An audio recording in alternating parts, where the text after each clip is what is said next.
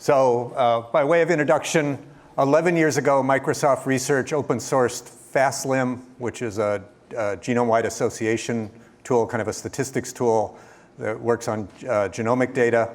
It's mostly in Python, but some of the parts that needed to be super fast, or that needed, file reading especially, that needed to be super fast were written in C++. 3 years ago, I retired, and one of my projects is to maintain this. So the first thing I did was I upgraded from the project from Python 2 to Python 3. And then there were some user requests just for a standalone file reader. The file format's called Plink bed format. And so I turned that into its own package out of the FastLim package. 2 years ago, I don't know if you have things on GitHub and you have continuous integration, you don't make any changes and then all of a sudden everything's failing. And you don't, it's like, I didn't do anything. And what had happened was that some version of probably NumPy was pulling in an OpenMP library, and my project also had an OpenMP library, and they were different versions. So without me doing anything, the project that used to work stopped working. And this wasn't the first time I'd had problems with the OpenMP, which we'll talk about. It's a C++ runtime for doing data parallel work. So I'd gotten interested, along with Python, in another, even newer language called Rust. And it got me thinking about maybe I could replace the C++ using OpenMP with Rust. And Rust has a data library, parallel library called Rayon. And over that course of doing that port, I have 9 rules. Could call them suggestions, but that sounds too wishy-washy, so we'll call them rules. And so reading the Plink bed format, the DNA data, this is DNA data, so we have some number of users, maybe 1,000, maybe 1 million, and we have some number of DNA locations, maybe 50,000, maybe 1 million, maybe 10 million. Each value can be conceptually thought of as missing 0, 1, or 2, so we only need 2 bits to represent the individual values on the file, in the file format for this. But when we use this inside Python, we want it to be a nice NumPy array. So we tell it that we want it as an int 8 or a float 32 or a float 64. And very important because this file can be really big, but because it's laid out in a very regular fashion, we can specify that we only want a subset of the DNA locations and or we only want a subset of the individuals and just read that subset and get a nice NumPy array. Also, along with the NumPy array, there's also some metadata. So for the DNA locations, which are called SNPs, we have a name for the SNP, and we also have some position information, which chromosome the SNP's in, and 2 numbers that are 2 different ways of saying where in the chromosome it is. And for individuals, for some reason, the creators of this data format thought that individuals should be identified with 2 strings, an individual ID and a family ID, and we put those together and we get a unique ID for each individual.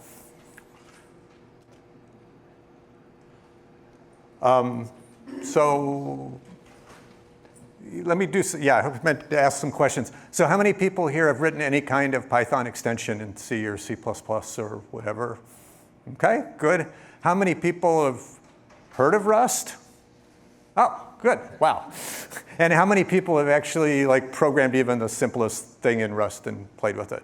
Okay, that's actually more than I was expecting. This will be an easier sell than I thought. So the reason we write Python extensions is because while Python is a readable, flexible, great language, sometimes some of the things we want to do, it's not fast enough to do for us.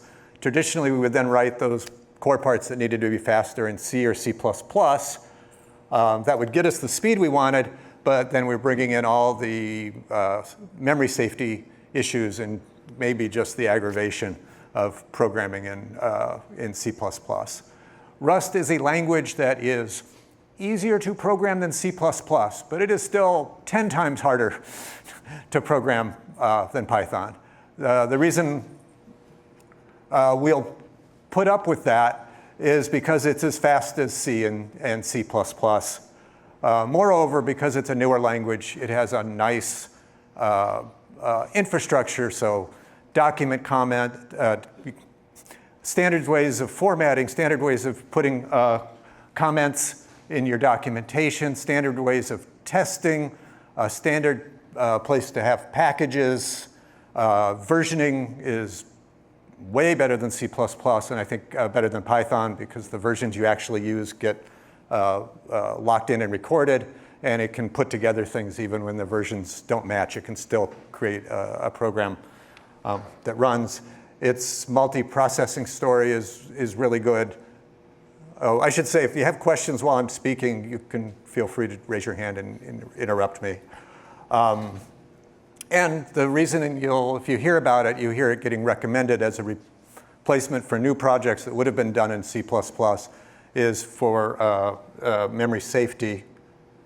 The bugs that cause so many security problems in C and C++, and just frustrations, and maybe you're getting the wrong answer because you messed up something with your memory in C++. The Rust compiler catches virtually all of those, including those related to running on multiple threads, and makes you much safer. I mean, there's still effort for coding it, but at least when the code runs, it's very likely to be correct with respect to memory. So let me just give the smallest sample of Rust code here. We can see that it looks more like C++. It looks more like C than Python. It's got curly braces. It's fully typed. One thing that makes it unique among the languages that I'd used before is it almost doesn't have any notion of exceptions. Instead, when you have an error, you're expected to return a result type, and the result type might be a good answer, an okay answer, or it might be an error result. And you first hear about that, you're going, man, that sounds crazy. I've got to think about these error results bubbling up. It's not that bad, and it lets you do really important things like when an error shouldn't be ignored, it makes sure that that it's handled. That you could have set it up so the compiler would give you an error message if you didn't do something with the error that was returned. This pound any input is an example of macros. If you're familiar with C++ macros, they do everything at a text level. In theory, they can do everything, but because of that, they're just crazy. You can't know what they're going to do. In Rust, the macros take an abstract syntax tree, more or less a parsed version of the program, and run it through a Rust program and create another abstract syntax tree, and then give it to the compiler. So everything that the macros do is still type checked. In this example, you can see a line that says readers.lines. That's an example of an iterator, very similar to what we would have, and then .count. So that's something very similar to what you would see in Python. They're not quite as nice yet as Python. In Python, we have a yield command, and Rust doesn't have that, but they're fine. And the best thing is, compared to alternatives, the compiler catches memory errors like using memory after you've freed it, having a dangling pointer. Rust has no null pointers. There's no none, there's no null. It's all done with the type checking, so you never have to worry about assuming doing the wrong thing because you've been handed a none or a null. And because the memory checks actually have implications as we run on multi-threads, it stops data races when we're multi-threading. So your multi-threading code is not it's much more likely to be correct. I actually found a bug in my C++ code when I ported it. It was a data race, so it didn't happen, probably never happened, but it could have happened, and I didn't know it until I ported the code. This is all based on an article I wrote about a year and a half ago, but I updated last week, so you can called 9 Rules for Writing Python Extensions in Rust, and you can find it on medium.com and towards data science. And I should say the general approach here is we're going to write a Python program, a Python function. It's going to call a special Rust function that we've only defined to be convenient for Python to call. And that translator function we'll call nice Rust code that uses types and such. OK, 9 rules. So you can put your Rust code and your Python code in the same repository, in the same folder. Conveniently and coincidentally, maybe, they don't interfere. Mostly, if we create something called bedreader in Python, then we're going to have a subfolder called bedreader, and that's where most of all our Python code will go. By default, Rust expects most of its code to be under a folder called src. So they can both go there. There's some general files, your readmes. Rust has a top-level file called cargo.toml. Instead of a setup file, we'll see later we're going to use pyproject.toml, but those can all live at the top level and not interfere with each other and work nicely together. So the nicest thing when I went to do this is it turned out someone had actually done all the hard work. They'd created a combination of libraries that I may be mispronouncing, Matrin and Pyo3. Matrin is a package, they're associated together. Matrin is what you see from the Python side. You say pip install, and that gives you the ability to call Rust. On the Rust side, Rust packages are called crates. You say that you want to use the Rust crate Pyo3, and then you can that lets you use Rust types, and working together, you're set. So in my example, my cargo.toml is my Rust list of dependencies. I bring in a popular error library. I bring in 3 libraries related to interpreting NumPy style arrays. People have already worked that out for us. The Rayon is the multithreading library that I talked about, and then the Pyo3. And we'll see the rest of this in a little bit. So I mentioned that what I recommend is that you write a nice Python function that calls a translator function in Rust, and then the Rust function can call nice Rust code. So here's an example of a translator function. You can see at the top it's got 3 macros. These are from Pyo3 that set it up so it can be called directly from Python. We can input just a string, in this case a couple numbers, a Boolean, a one-dimensional array, and it knows that this is going to be a NumPy one-dimensional array. I think that's a NumPy one-dimensional array. Maybe it's a Python list. I actually don't remember now. I think it's a one-dimensional Python or NumPy array. Yeah, and then we're also going to, in this case, pass in a 2-dimensional Python array, and we'll see about that val argument in a bit.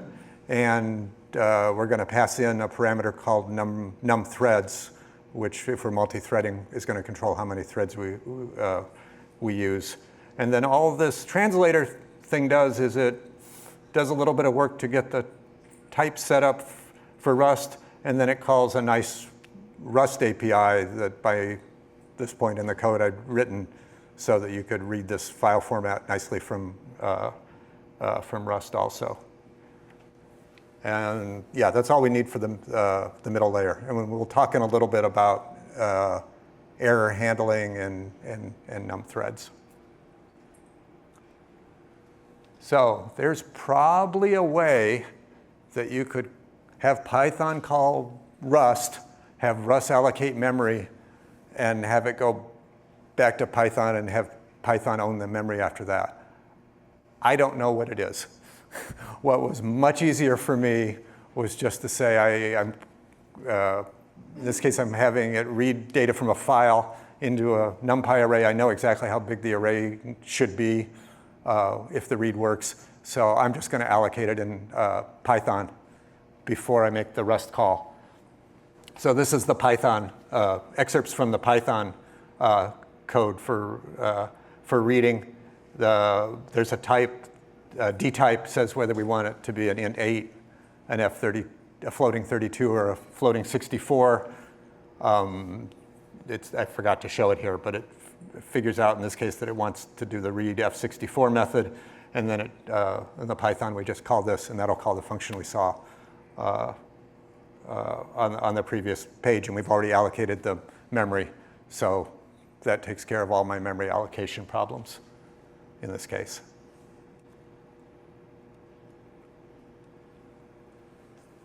So we want nice error handling in both languages, so we have to do some translation. Where it says example 1, you can see it trying to open a file and creating a buff reader. This is Rust code. That question mark means that if there was a error result from a file open, it would immediately return from this function with the error result, and the error it would return is called standard IO error. The file's not there would be an example of that. In Rust, you can take standard errors and wrap them in your own error object. So in this case, I have an error object called bedreader plus. It has several flavors. One of the flavors is IO errors, and if it gets an IO error, then that'll pretty much automatically get translated into a bed error plus type.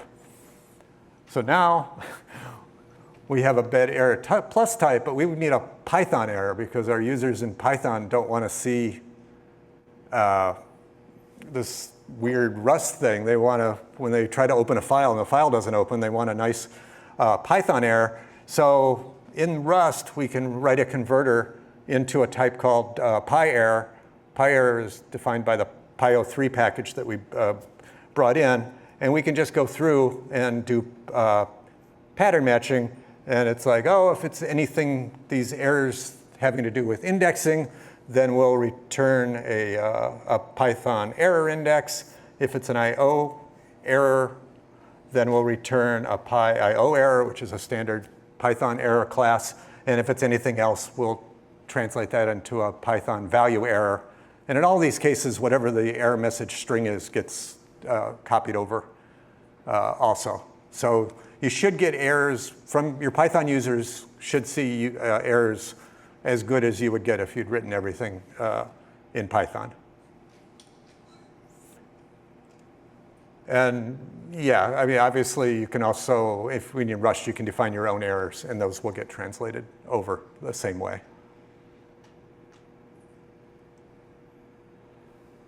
So doing the multi-threading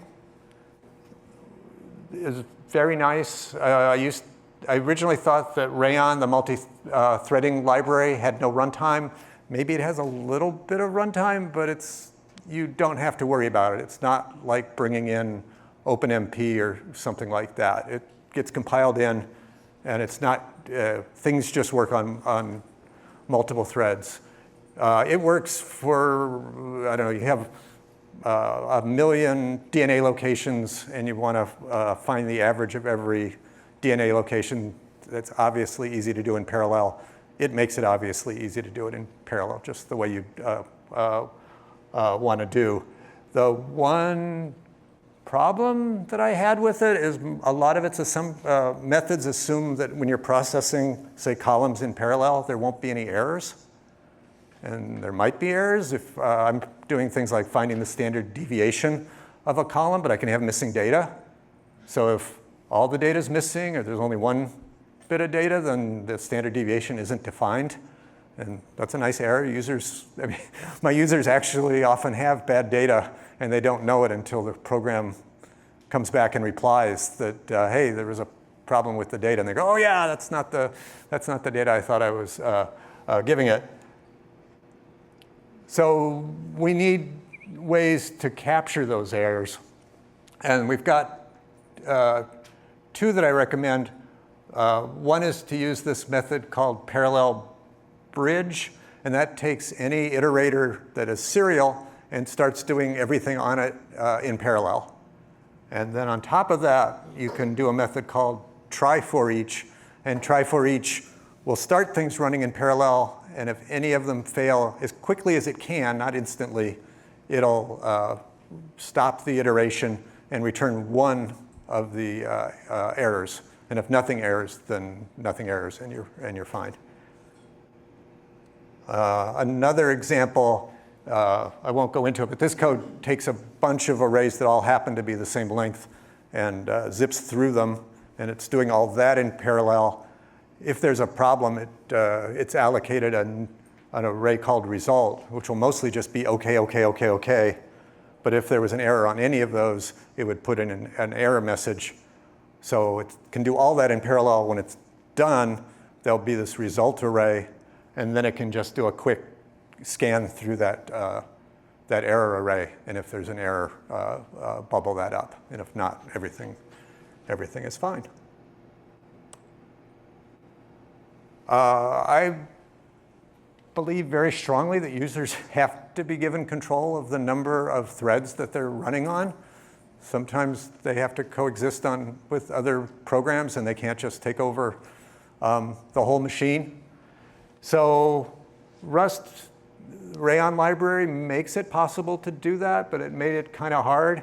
So get the article, copy this exact function from the top, and then if you do that, then you can write your translation method. You can see it says down there, it says create pool, which is that function we defined right there. And then you just put a lambda, an evaluable expression, inside. And if it's running inside that create pool, then whatever thread you set will be enforced. And on the Python side, just for usability, the way I set number of threads is maybe the user can set it, but it can be none. If it's none, then I've got a list of like 5 environment variables that it looks at, like MKL, thread num, or something like that, and some others that are commonly used.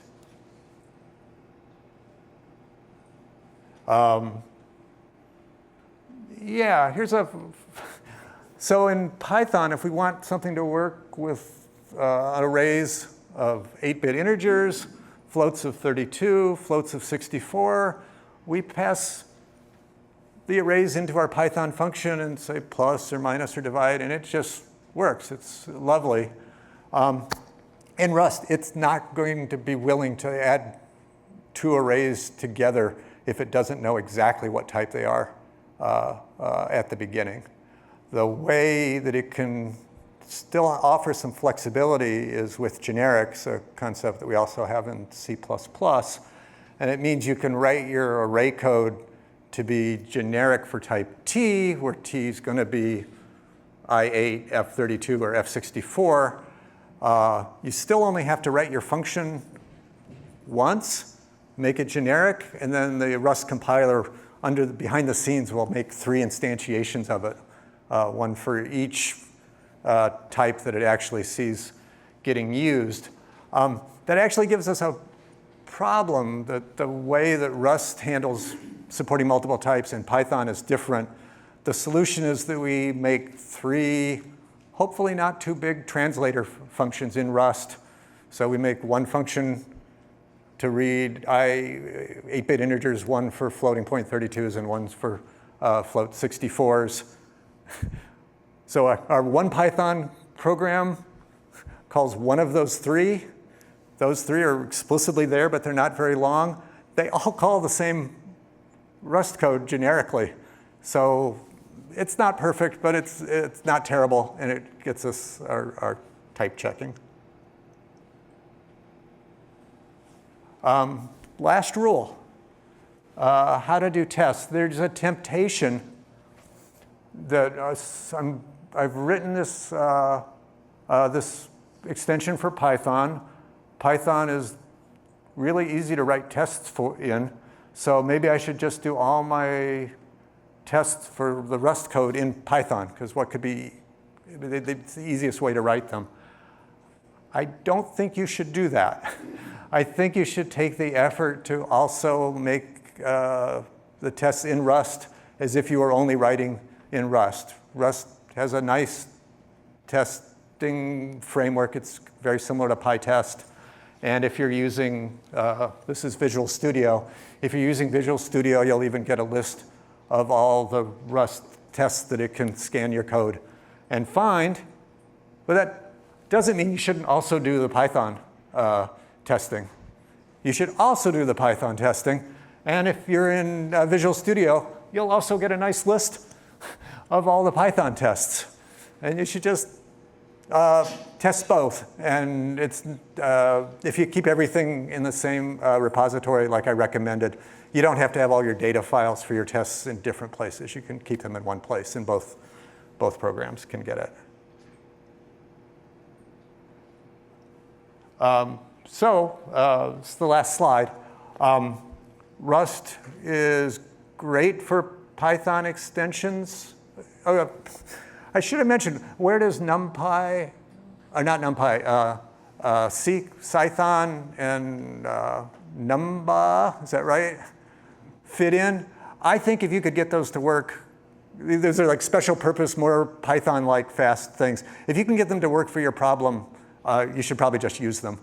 The reason you want to use C++ or Rust is because you want a full general programming language with lots of libraries that can do everything. So, so yeah, we get the speed that we want. There shouldn't be anything that runs faster than this. We get safe data parallel multi-threading. People have already worked out all the libraries, so it knows about Python NumPy arrays. It's important in my case. You should follow these rules. When you do that, you'll get hopefully great code in both the Python and the Rust. And in fact, on the Rust side, after getting this working at all, I decided to take the extra step and make everything available as a nice Rust library also. I don't know how many people using Rust directly to do bioinformatics, but I thought if anyone ever does, they'll be able to read plink bed files. And it was an interesting exercise to see how to move the API over and see if I could make it as easy to use as I could in Python. I can talk about that if anybody's interested. And finally, there is an article that all this is mentioned on. Yeah, so. Yeah. Are there any questions?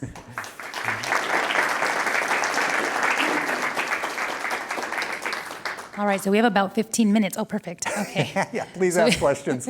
Maybe I talked too fast. I'm going to go over there first, and then I'll come back. All right. Thank you. So when you're talking about testing, you were saying that you should be testing both your Rust code and your Python code.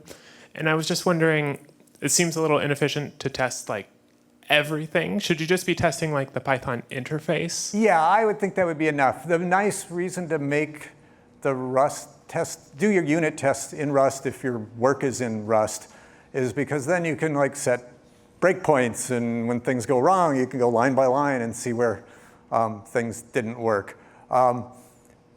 Sometimes I did do a little more than that because Python makes it so easy to do, I don't know, integration tests and crazy things where it's like, what if I started in this type and converted to that type? It's kind of a pain to write all that in Rust, and in Python, a lot of that kind of testing becomes super easy. So if it's really easy to do, then why not do it in Python? You had your hand up, right? Yeah. Okay. So my question was, so in Python, when you're coding, you don't have to think about like mutability or like, God forbid, like lifetimes or anything. I missed a couple of those words. I'm sorry. Oh, sorry. Okay. When you're coding in Python, you don't have to think about mutability.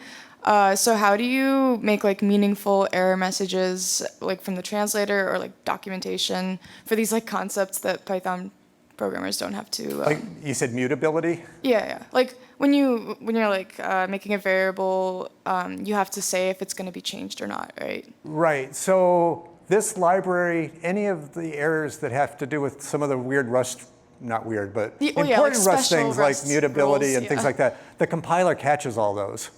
By the time it compiles and the user is running it, those kinds of errors should be impossible for the user to hit. Let me give an example, make sure we're talking about the right thing. Yeah. In Python, in Rust, if you tell it that a variable is mutable, is changeable, only one thing that has a reference to that variable, only one thing is allowed to have a reference to that variable. If you try to have two things reference something that's mutable, you'll get a compiler error, and it won't compile. At least the way that this called, where we called down to Rust, it filled in this array and then passed it up. Now it's passed up to Python. It's just a Python ND array, and Python, can do whatever it would have done with it before. I imagine there might be more complicated things you could be doing where maybe you're keeping Rust objects and putting them in a black box and giving them to the Python. I haven't done that, and I don't know how hard it would be and if that would cause challenges with things like mutability. Is there a good example that we could find for making a Rust extension? Because this code is all, this bed reader code is all on GitHub. bed reader, and referenced in the article. Thank you. I saw a couple, 3 hands in the back. Did you have it up first? There's plenty of time, so. Okay, I'll come here and I'll go. Hi, Python is very idiomatic, and I tried doing Rust a while back, and I made an array, and then I tried to populate that array and read the array, and it said you can't do that. So. Correct. It's also, Rust is also very opinionated and idiomatic, just different idioms. Yeah, it's not the only sense, Rust is only easy to learn in the sense that you compare it to C++. If you can get away with writing as much as you can in Python, stay in Python, and then do the things that need to be in a very fast language in Rust, and then you just have to accept that it's going to take a while to learn and become productive in it. Okay, so it's just a matter of experience. Yeah, and there is good educational material. Is this a saving grace that everybody realizes that it's hard to learn, so that there's a lot of material to at least give you a path? You won't be alone. Thank you. Can you talk a little bit about the unsafe and why that was necessary? Yeah. So most code in Rust, Rust enforces memory safety by default, but if you want something to be unsafe, if you need something to be unsafe, like you're doing a low-level driver in a microcontroller or something, then you put just the bit of code that needs to be unsafe in an unsafe statement with unsafe open bracket code, curly brackets. I know what you're referring to. I'm just setting it up. So most Rust code is in the safe space, but you can mark a little bit to be unsafe. Way back here, we had one bit of code in the middle of the page where it says unsafe. And that has something to do with the interface between Python and Rust. It's basically telling the Rust compiler to trust that taking this Python memory and now having it available in Rust is okay, and the compiler shouldn't complain that it can't verify that it's okay. So, I'm just following the documentation from the library I was using, and it's only one line, so at least we know where to look if there happen to be problems. Yeah. Hey, thank you for your talk. It's really interesting.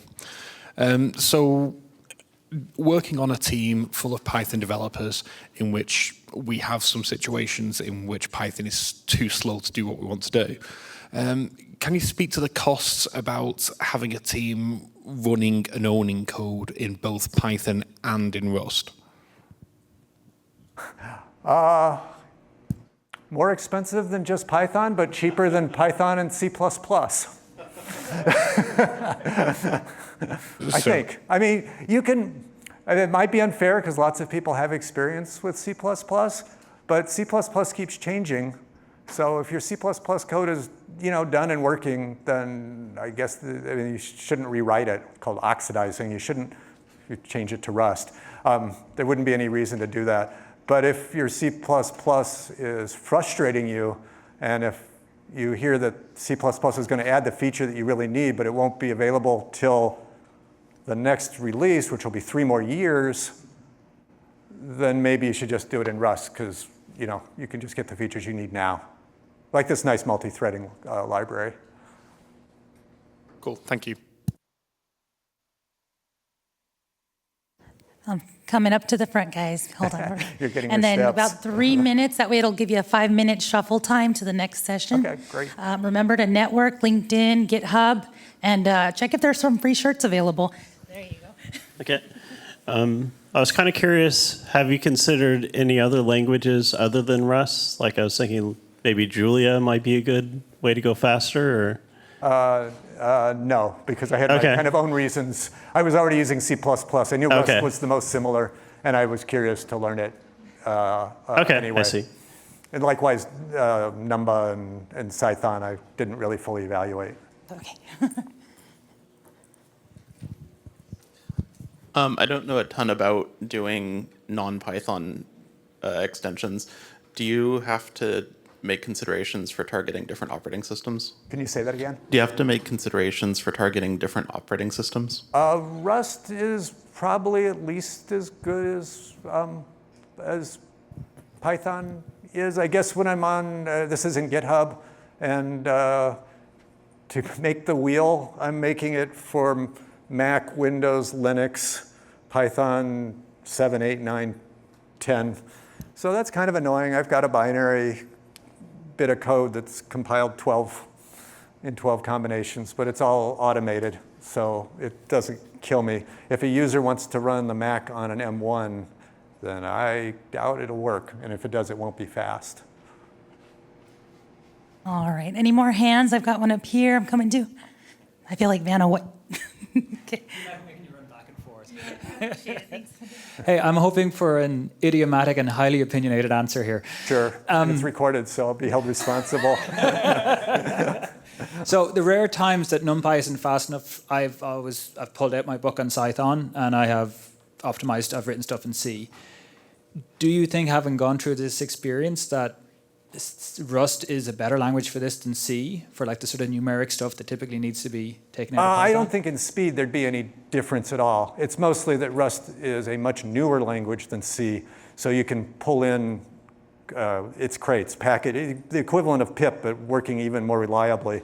So you just have all the beauty of a kind of modern language. Is the maintenance burden significantly lower than the /configure, make, clean, make, install? Yeah. Right. That's got to be a lot nicer, right? There's no make. It's better than Python in that sense. You say cargo build, cargo test, and it does it. You say cargo upload, I think is how it goes to its equivalent of PyPI.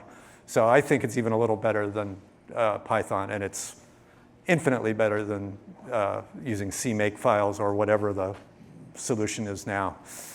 It's still unfortunately make files. Yeah. Thank you. Thank you. All right. Any last questions? Okay, got one. All right, we're going to make yours the last one, because then we're going to go into shuffle time. This is more looking for your opinion in terms of like the future.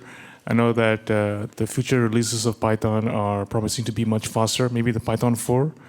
And I was just curious to see what's your opinion in terms of like Rust being used in machine learning as well. Yeah, the faster Python is, the less there'll be need for extensions. But my mental model is we have Python as the slowest but easiest to read and write language.